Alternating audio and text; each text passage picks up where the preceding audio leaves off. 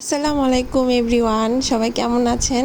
আমি আজকে soya meet রান্না করব। সবাই আমার কাছে এটার রেসিপিটা জানতে চেয়েছিলেন, সো আমি সেজন্য একটু শেয়ার করা।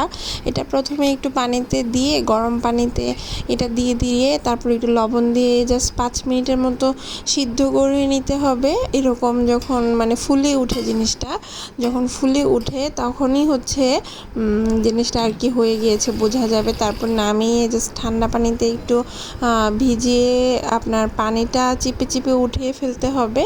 আর একটা প্যানে হচ্ছে আপনি তেল দিয়ে দিবেন। আর এভাবে হচ্ছে জিনিসটাকে একটু পানিটা জাস্ট সোক করে উঠিয়ে একটা প্লেটে রেখে দিবেন।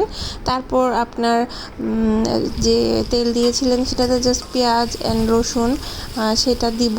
সেটা দিয়ে কতক্ষণ নাড়াচাড়া করে যখন ব্রাউন কালার হয়ে যাবে, এটাতে সব অন্য মশলা মানে হচ্ছে হলুদের গুঁড়া, মরিচের গুঁড়া, জিরা গুঁড়া, আদা, তারপর হচ্ছে ধনিয়া, যা যা মাংসের মশলাতে আমরা দিই সব দিয়ে, দেন টমেটো অ্যান্ড টক দই দিয়ে এটাকে কতক্ষণ কষানো যেটা বলে সেটা করব। এবং এরকম হয়ে যাবে যখন, সেটাতে আমরা সেই সিদ্ধ করা সয়া মিটগুলো জাস্ট দিয়ে দিব।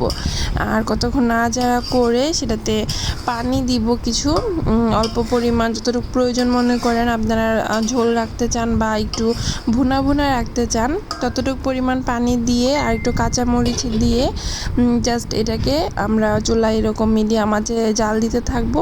অ্যান্ড এটা রেডি, এরকম হয়ে যাবে। So thank you so much for watching. এরকম আপনারা বাসায় ট্রাই করতে পারেন, আর ট্রাই করলে আমার সাথে শেয়ার করবেন। টাটা।